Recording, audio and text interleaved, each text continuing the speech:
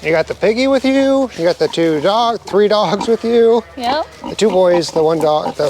I can't speak. Oh, it's going to be a day. I got all the doggies. You got all the doggies. You just missed them playing. And one of the piggies. Yeah, that's Eenie.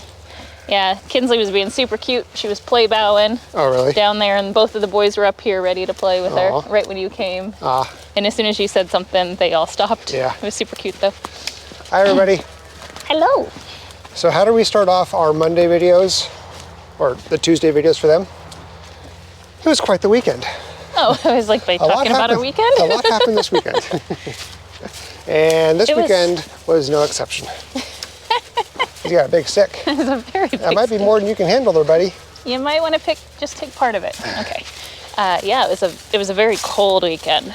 Yeah, so we survived the winter. -1, I think, is what it ended up getting down to. That was what, Saturday. Sunday morning, Saturday night, Sunday morning? Yeah. Yeah, so whatever this Arctic blast or whatever it was that came down on almost the entire nation, we survived. No casualties from any of the animals. No animals, no casualties, that kind of stuff. So yeah. We did have issues with our water.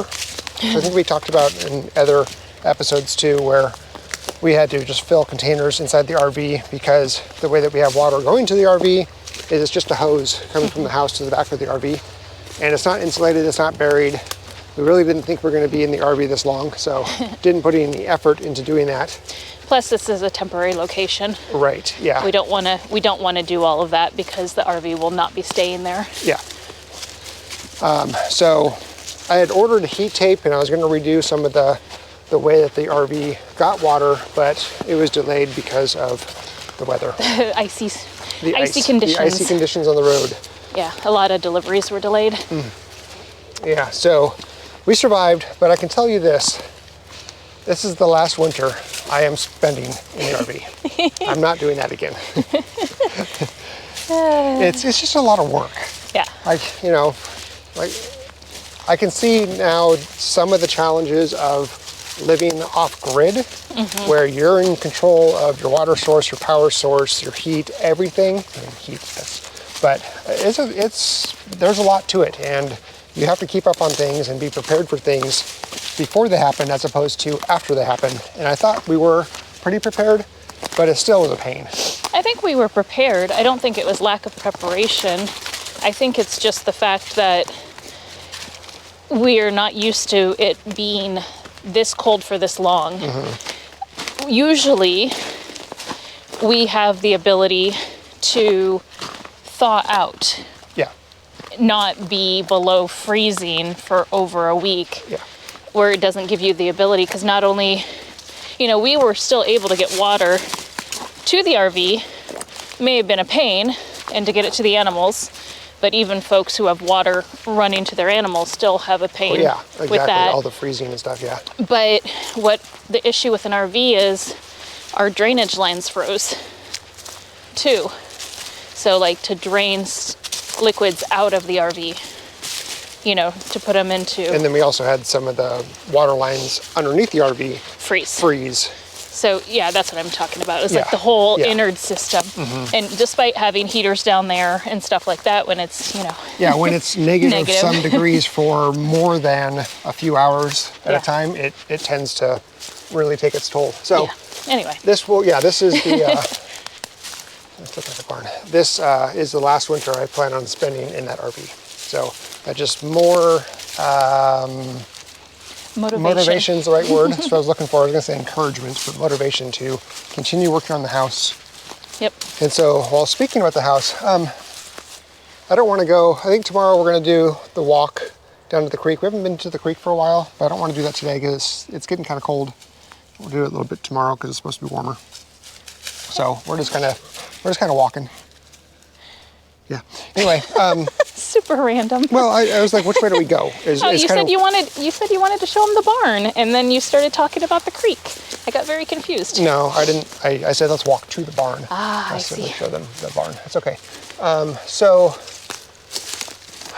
A lot of water. Speaking of the house, as I show you the barn. Speaking of the house, I know that there was a question by one comment that came in saying, did I miss an update on what you're going to do with the floor? And the answer is no, you haven't missed that update. So we did have our architect neighbor come over, and we walked downstairs and we reviewed the whole floor thing in the house and how uneven it is, and my plan of adding additional floor joists to stiffen it up. But that's not necessarily going to level it or make it smooth, straight. So at this point in time, I think we're actually going to be taking out the entire floor on half of the house. So, you all right over there? What's going on? I got a little wire stuck. I got snared. I was gonna pick it up and then I stepped on it because it's just wire, but it's attached over here. And I think the dogs probably caught it and brought it out one of the many times that they ran through there. So the house itself is basically two parts. It's the original 1930s house, that's half of it, and then there was an addition, yeah, this is nasty, created in 2000? I think it was 2000, right? 2002, something like that. And that's the other house, other half of the house. The flooring and all that stuff over there, we're fine. It's done as it should be done. So we're just talking half of the house, approximately 500 and some square feet. And right now, the plan is for us to completely take out the subfloor, the floor joists, the support beams, and so that'd be in the living room, the kitchen, and what we're calling the master bedroom, but not the bathroom. And redoing it completely. Brand new lumber, new subfloor, new beams, all the jazz. All the jazz. All the jazz. Jazz hands. I knew that was coming. So that's the plan. I haven't started on doing that right now. I'm going to turn you guys around because my arm's getting tired. I haven't started on doing that because I did spend the last week plus editing and getting prepared for the 2023 year in review video and the premiere, and now that's all done. And now I can get started on it. So there's a bunch of little things that have to happen with that first before I can actually start the dismantling process. Gotta get it emptied. Yep, exactly. So the bathroom that we're currently using is the master bathroom. We won't be able to have access to it because there won't be a floor to get to it for a while. So I have to move the bathroom, the functional bathroom, into the main bathroom. Hallway bathroom, yep.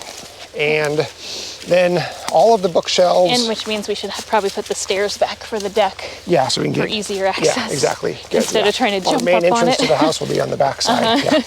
Because right now it's a good 4-foot lift, and it's not pretty watching Katie try to get up there. It's entertaining, but not pretty. Yeah. So. Ooh.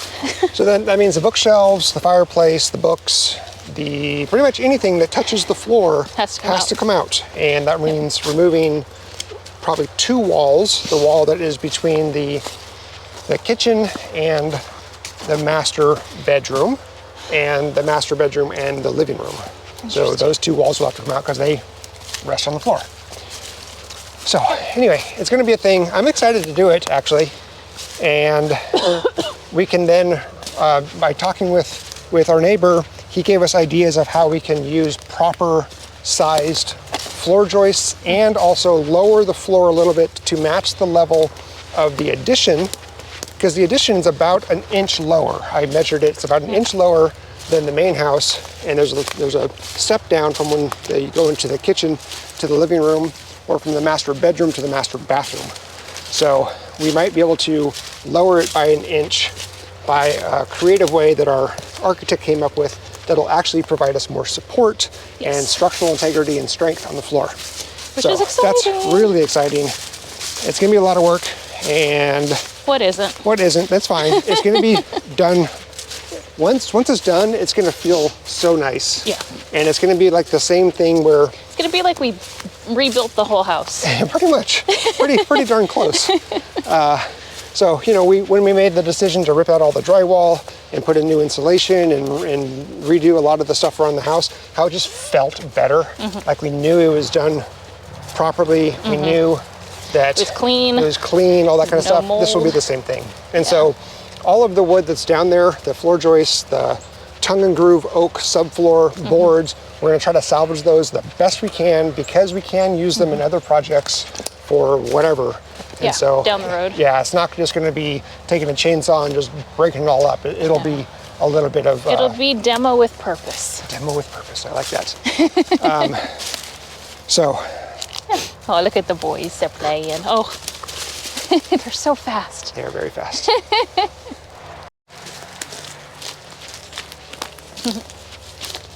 They're playing. Oh, to be a puppy and have this much energy. Yeah. We also got a bunch of new hay for the sheep this weekend. You wouldn't be able to tell by Sophia. Bah. Yeah, Sophia is not a fan of the new hay yet. She will be eventually. Because that's her only option. Right. This happened when we transitioned her from, Your alfalfa pellets? yeah, if you guys all remember, I made a mistake and I royally spoiled the sheep when we first got them, not knowing, and I was just buying them the alfalfa pellets and feeding that to them. Like, pretty much consistently. Yeah, that was their meal, and they were loving it. And then I was like, no, this is not right. What am I doing? And we tried to switch them to hay, and they were doing what they're doing now. We're like, I'm refusing to eat. I'm going to want the good bat stuff. at you. If I see you outside, I'm going to bat at you constantly until you give me what I want. Yep. And it took us about 4 days of just ignoring them, Yep.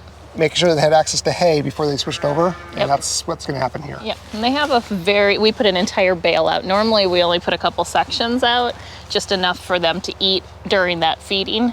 And then we'll feed them again in the evening so that it doesn't get wet, they don't spread it everywhere, doesn't make a mess, all of that good stuff. So we just put the entire first bale down, which is more than enough food for 4 of them for a couple days. Yeah. So they have plenty of food. Don't let them fool you.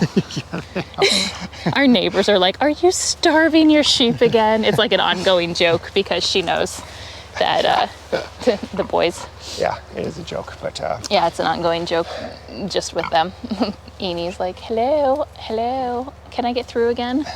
yeah. All right, well, I think that's going to end it here. That's kind of what our weekend was, battling the cold, new hay for the sheep, and resting after all of that editing that I did. So that's why we didn't film Friday night and release anything Saturday. We were just like, let's just take a little bit of a break. Yeah, so that's where we stand, and I'm sticking to it, Okay. and we'll see you tomorrow. All right, take care. Bye. Bye. Enie. Hi, buddy. Oh, you tell him. You tell him. Are you gonna show your big teeth first? Huh? He's got some big teeth. Yeah, he does. Big teeth. They stopped playing. That's too bad.